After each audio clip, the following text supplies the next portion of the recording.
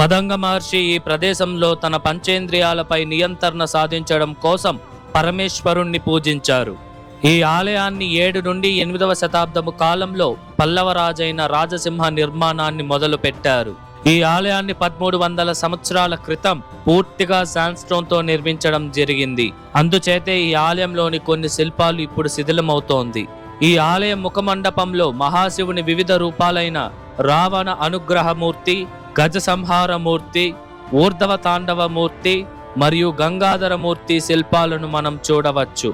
Hi hello నమస్తే, welcome to our channel ఆలయ యాత్ర. ఈరోజు నేను మీ ముందరికి 1300 సంవత్సరాల క్రితం పల్లవ రాజులచే నిర్మించిన ఒక అద్భుతమైన శివాలయంతో మీ ముందరకు వచ్చేసాను అనమాట. ఇంతకీ ఏంది ఈ ఆలయం అంటే శ్రీ మదంగేశ్వర స్వామి వారి ఆలయం. ఈ ఆలయం మనకి ఎక్కడుందంటే తమిళనాడు రాష్ట్రం కాంచీపురంలో అయితే ఉందన్నమాట. కాంచీపురంలో ప్రసిద్ధి చెందిన కామాక్షి అమ్మవారి ఆలయం నుండి 1.2 కిలోమీటర్స్ దూరంలో ఉన్న హాస్పిటల్ రోడ్ అనే ఒక స్ట్రీట్లో ఈ యొక్క ఆలయం ఉంటుంది. ఈ ఆలయం తాలూకు లొకేషన్ కూడా నేను మీకు డిస్క్రిప్షన్లో ఇచ్చుంటాను, చెక్ చేయండి. వీడియోని లైక్ చేసి స్టార్ట్ చేయండి. మన ఛానల్ ఏమైనా సబ్స్క్రైబ్ చేసుకోకుండా ఉంటే సబ్స్క్రైబ్ చేసుకోండి. రండి ఇప్పుడు మనం ఆలయం వద్దకైతే వెళ్దాం. ఇదేనని నేను మీకు చెప్పిన మదంగేశ్వర స్వామి వారి ఆలయము. ముందుగా ఈ ఆలయం యొక్క టైమింగ్స్ విషయానికి వస్తే ఈ ఆలయం ప్రతిరోజు ఉదయం 7 నుండి రాత్రి 7 గంటల వరకు భక్తులకి అందుబాటులో ఉంటుంది. ఓకేనా, ఇప్పుడు రండి మనం ఈ ఆలయం లోపలికి వెళ్ళి ఈ ఆలయం యొక్క పూర్తి చరిత్రను అయితే తెలుసుకుందాం.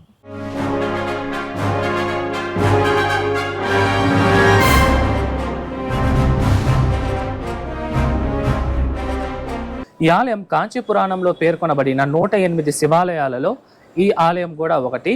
పూర్వం మదంగ మహర్షి ఈ ప్రదేశంలో కూర్చొని పరమేశ్వరుడికైతే తపస్సు చేస్తారు. అతని తపస్సుకు మెచ్చిన పరమేశ్వరుడు ఇక్కడ ప్రత్యక్షమై తనకి ఏ వరం కావాలో కోరుకోమనగా ఆ మహర్షి తన పంచేంద్రియాలపై నియంత్రణ సాధించాలి అని అయితే వరాన్ని కోరుతారు. ఆ స్వామివారు ఆ వరాన్ని ప్రసాదించి ఇక్కడి నుండి అదృశ్యమవుతారనమాట. ఈ పంచేంద్రియాలలో మొదటిది చక్షింద్రియం అంటే కళ్ళు, రెండోది శ్రోతేంద్రియం అనగా చెవులు, మూడవది ఘ్రాణేంద్రియ అనగా ముక్కు, నాలుగవది రసాన ఇంద్రియ అనగా నాలుక, ఐదవది స్పర్శేంద్రియం అనగా చర్మం. వీటిని పంచేంద్రియాలు అని పిలుస్తారు. ఈ పంచేంద్రియాలని అదుపు చేసుకోవడం కోసం మదంగ మహర్షి ఈ ప్రదేశంలో పరమేశ్వరుణ్ణి పూజించారు. ఈ ఆలయాన్ని పల్లవరాజైన రాజసింహ 695 నుండి 722 సంవత్సరాల కాలంలో నిర్మాణాన్ని అయితే మొదలుపెట్టారు. ఇంతకీ ఎవరు ఈ రాజసింహ అంటే పరమేశ్వరవర్మన్ యొక్క కుమారుడు. ఇతను ఈ పల్లవ సామ్రాజ్యాన్ని కాంచీపురం రాజధానిగా చేసుకొని 695 నుండి 728 సంవత్సరాల కాలం అనగా దాదాపు 29 సంవత్సరాల పాటు ఈ ప్రాంతాన్ని అయితే పరిపాలించారనమాట. ఈయన పెద్ద పెద్ద ఆలయ నిర్మాణానికైతే ప్రసిద్ధి చెందినవారు. ఉదాహరణకి మహాబలిపురంలో ఉన్న సోర్ టెంపుల్, పనామలైలోని తలగిరీశ్వరర్ ఆలయము, మనందరికీ ఎంతో బాగా తెలిసిన కాంచీపురంలోని కైలాసనాథర్ ఆలయాన్ని కూడా ఈ రాజసింహ వారే నిర్మించారనమాట. ఈయనకి రాజసింహ అనే కాకుండా మరొక 2 పేర్లు కూడా ఉన్నాయి. అదేంటంటే 2వ నరసింహవర్మన్ మరియు రాజమల్ల. ఈ 2 పేర్లతో కూడా ఆయన్ని పిలుస్తారనమాట. అలాగే పరమేశ్వరుణ్ణి గొప్పగా కీర్తించి వాళ్ళ యొక్క తెవ్వారాల్లో లిఖించి పాదల్పెట్ర స్థలాల్ని ప్రతిపాదించిన 63 మంది నాయనార్లలో ఈ రాజసింహ కూడా ఒక్కరనమాట. ఈయన ఆ 63 మంది నాయనార్లో 53వ వారు. ఈయనని కల్లార్ సింగ నాయనార్ అని అయితే పిలుస్తారు. ఈ ఆలయం నిర్మాణ పనులు జరుగుతున్న సమయంలోనే ఆ పల్లవరాజు రాజసింహ అయితే మరణిస్తారు.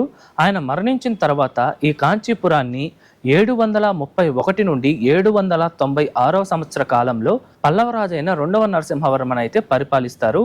ఆయన తన పరిపాలన కాలంలో ఈ ఆలయంలో మిగిలి ఉన్న నిర్మాణాన్ని పూర్తి చేసి ఈ ఆలయాన్ని అయితే రూపుదిద్దుతారనమాట. ఈ 2వ నందివర్మన్ వారే కాంచీపురంలో ఉన్న వైకుంఠ పెరుమాళ్ ఆలయాన్ని కూడా నిర్మించారనమాట.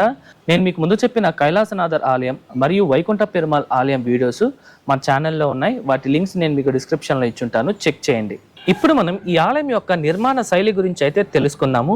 మీరు చూసినట్టయితే ఈ ఆలయం మొత్తం పల్లవ శైలి అయిన శాండ్ స్టోన్తో అయితే నిర్మించడం జరిగిందనమాట. ఈ శాండ్ స్టోన్ గ్రానైట్ స్టోన్ కన్నా తక్కువ రోజులైతే వస్తుంది. కారణం ఈ యొక్క స్టోన్ని ఇసుకతో తయారు చేయడం వలన.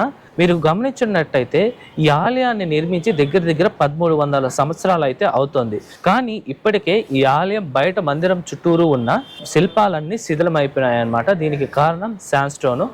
ఇప్పుడు మీరు చూస్తోంది ఈ ఆలయం యొక్క విమానం. ఈ విమానం 3 అంచెలుగా నిర్మించడం జరిగింది.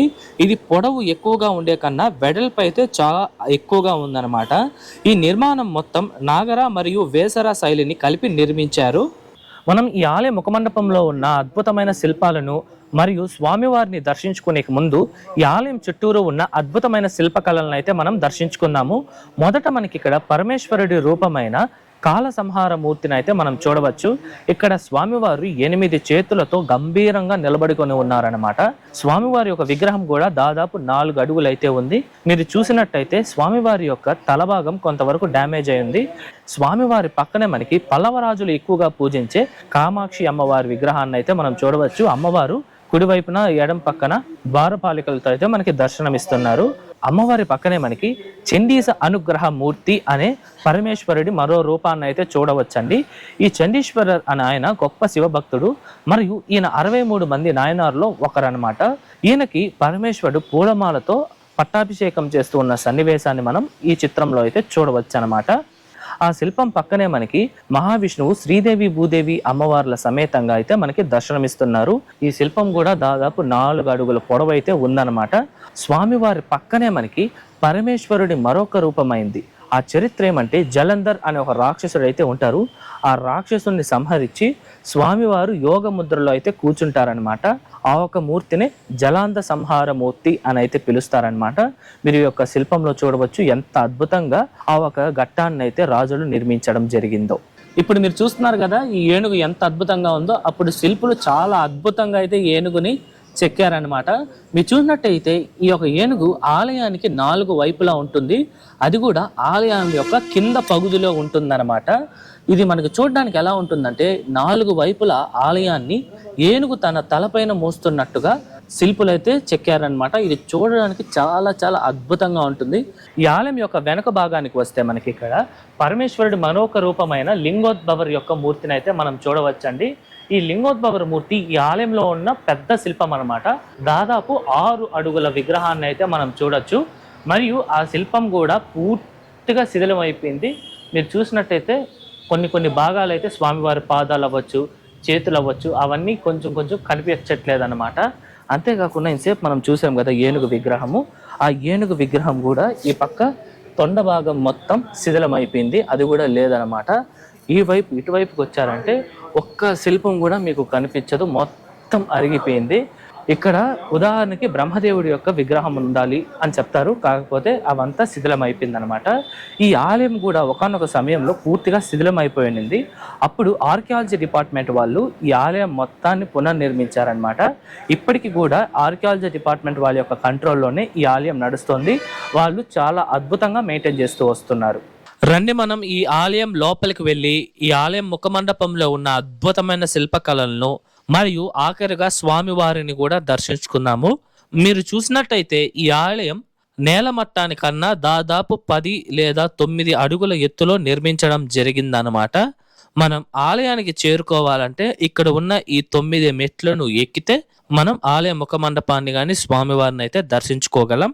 మనం ఈ మెట్లు పైకి ఎక్కంగానే ఈ ఆలయం యొక్క ముఖమండపం అయితే కనిపిస్తుంది. ఈ ముఖమండపంలో మనం పల్లవరాజులైన సింహం యొక్క గుర్తునైతే మనం చూడవచ్చు. పల్లవులు నిర్మించే ఏ ఆలయంలోనైనా సరే ఇటువంటి సింహ స్తంభాలను అయితే మనం చూడవచ్చు. ఈ ముఖమండపంలోనే మనం చూడవలసిన శిల్పాలు 6 ఉన్నాయి. ఈ 6 చాలా అద్భుతమైన శిల్పాలు అనమాట.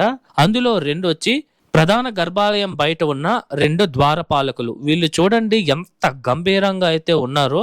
ఎగిరే జుట్టు మీరు అక్కడ బాగా చూడండి, వాళ్ళ జుట్టు ఎగిరేటట్టు మరియు కోపంగా ఉన్నారు. వాళ్ళ యొక్క కళ్ళు గుడ్లు కూడా బయటకు వచ్చేస్తున్నాయి చూడొచ్చు. ఆ 4 చేతుల్లో 2 చేతులు మాత్రం ఆకాశాన్ని చూపిస్తూ ఉన్నారు. మరొక చేతిలో మల్ల యోధుల చేతిలో ఉండే గద టైప్ లో ఉందన్నమాట ఈ యొక్క ఆయుధం. మరియు మరొక చెయ్యి వాళ్ళ యొక్క నడుం పైన అయితే పెట్టుకొని ఉన్నారు. మరియు వీళ్ళ యొక్క తలపైన చూసినట్టయితే చంద్రవంక కూడా ఉందన్నమాట. ఇప్పటి వరకు మనం మొత్తంగా 2 శిల్పాలను అయితే చూసాము. ఇప్పుడు మరొక 4 శిల్పాలను అయితే చూద్దాము.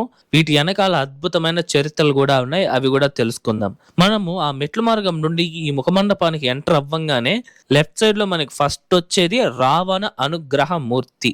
ఈ శిల్పం వెనకాల ఒక పెద్ద చరిత్ర ఉందండి. అదేంటంటే ఒకసారి రావణుడు తన పుష్పక విమానంతో వెళుతూ ఉండగా ఒక చోట ఆ విమానం కదలదు. ఎందుకంటే రావణుడు కైలాస పర్వతం మీదుగా వెళ్ళాలి అని అనుకుంటారు, కానీ నందీశ్వరుడు అంగీకరించరు. అప్పుడు రావణుడు వినకుండా తన 20 చేతులతో కైలాస పర్వతాన్ని ఎత్తుతారు. ఈ పని చేసింది రావణుడే అని తెలిసిన శివుడు తన కాళ్ల బొటని వేలుతో కైలాస పర్వతాన్ని పైనుంచి తొక్కుతారనమాట. అప్పుడు రావణుడు ఆ పర్వతం కింద బంధింపబడతారు. అలా రావణుడు ఆ పర్వతం కింద 1000 సంవత్సరాల పాటు పరమేశ్వరుడికైతే తపస్సు చేస్తారు. దాని తరువాత పరమేశ్వరుడు రావణుడి తపస్సుకు మెచ్చి చంద్రహాస అనే అజేయమైన ఖడ్గాన్ని ప్రసాదిస్తారు.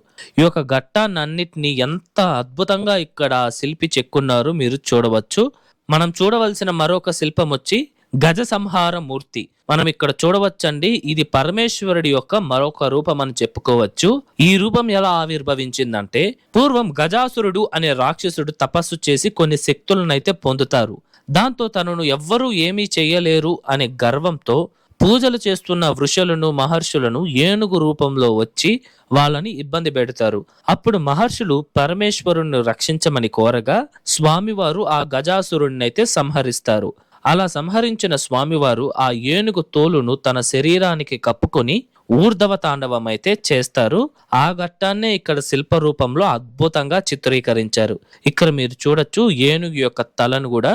అలాగే స్వామివారు కూడా 6 చేతులతో ఎంతో భయంకరంగా ఉన్నారన్నమాట. స్వామివారి ఆ భయంకరమైన గజాసుర మూర్తిని అమ్మవారు కూడా ఆసక్తికరంగా చూస్తున్నారు. ఇప్పుడు మనం చూడవలసిన మరొక శిల్పం శ్రీ ఊర్ధవ తాండవ మూర్తి. చరిత్ర ఏమిటంటే, ఒకసారి పరమేశ్వరుడు మరియు కాళికామాత నృత్య పోటీలు అయితే చేస్తారు. ఆ సమయంలో పరమేశ్వరుడు అమ్మవారు చేయలేని ఒక భంగిమనైతే చేస్తారు. అదేంటంటే, స్వామివారు తన కుడి కాలుని తన కుడి చెవి అంటే విధంగా ఆ కాలునైతే పైకి లేపుతారనమాట. స్త్రీగా ఉన్న అమ్మవారు ఆ భంగిమను చేయలేరు కనుక అమ్మవారు ఆ నాట్య పోటీలలో అయితే ఓడిపోతారు. ఈ సంఘటన అంతా తమిళనాడులో ఉన్న తిరువల్లంగాడు అనే ప్రాంతంలో జరిగింది. ఇదివరకే మనం ఆ ఆలయానికి వెళ్ళి ఈ యొక్క చరిత్రని ఇంకా పూర్తిగా అయితే మనం తెలుసుకోవడం జరిగింది. ఆ వీడియో తాలూకు లింక్ కూడా నేను మీకు డిస్క్రిప్షన్ లో ఇచ్చున్నాను, చెక్ చేయండి. మనం ఈ ముఖమండపంలో ఆఖరిగా దర్శించవలసిన శిల్పం వచ్చి శ్రీ గంగాధర మూర్తి. ఈ యొక్క శిల్పం ఏమిటంటే, గంగాదేవి భూమి మీదకి వచ్చిన సంఘటన. దీనిని చాలా అద్భుతంగా అయితే చిత్రీకరించి ఉన్నారు, మీరు కూడా చూడవచ్చు. ఇప్పుడు మనం స్వామివారిని అయితే దర్శించుకుందాము. స్వామివారిని శ్రీ మదంగీశ్వరర్ అని అయితే పిలుస్తారు. మీరు చూడవచ్చు, ఈ యొక్క శివలింగం పైన కొన్ని గీతలు అయితే ఉన్నాయి. ఇలాంటివి ఈ శివలింగం చుట్టూరా మొత్తంగా 8 ఉన్నాయన్నమాట. అలాగే మీరు చూసినట్టయితే శివలింగం వెనకాలే సోమస్కంద రూపంలో పరమేశ్వరుడు అలాగే అమ్మవారు కూడా కూర్చొని మనకి దర్శనమిస్తున్నారు.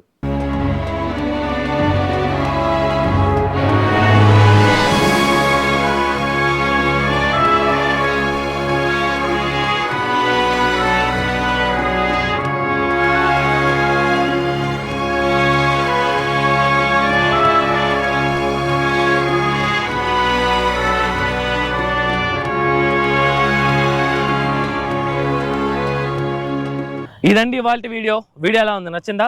ఐ హోప్ ఈ ఆలయం తాలూకా పూర్తి చరిత్ర మీకు అర్థమయ్యేలా నేను చెప్పాను అనుకుంటున్నాను. మీకు ఎటువంటి డౌట్స్ ఉన్నా సరే కమెంట్స్లో తెలియజేయండి, నేను మీకు పక్కా రిప్లై ఇస్తాను. అలాగే ఈ వీడియోకి ముందు మన ఛానల్లో పణముడేశ్వరర్ అనే ఒక శక్తివంతమైన శివాలయము, అంతేకాకుండా అరుణాచలంలో ఒకే రోజు సూర్యోదయం నుంచి సూర్యాస్తమయం లోపు దర్శించవలసిన 3 ఆలయాలు, అలాగే తిరువన్నామలైలో అతి పురాతనమైన ఆది అన్నామలై ఆలయం, అరుణగిరినాథర్ ఆలయం వీడియోస్ కూడా ఉన్నాయి. ఎవరన్నా చూడకపోయింటే వాటి లింక్స్ నేను డిస్క్రిప్షన్లో ఇచ్చుంటాను, చెక్ చేయండి. ఈ వీడియో నచ్చితే లైక్ చేయండి, మీ ఫ్రెండ్స్ అండ్ ఫ్యామిలీస్కి అయితే షేర్ చేయండి. మర్చిపోకుండా మన ఛానల్ అయితే సబ్స్క్రైబ్ చేసుకోండి. మరొక అద్భుతమైన ఆలయం వీడియోతో మీ ముందరకు వస్తా. అంతవరకు మీ శివవర ప్రసాద్ సైనింగ్ ఆఫ్.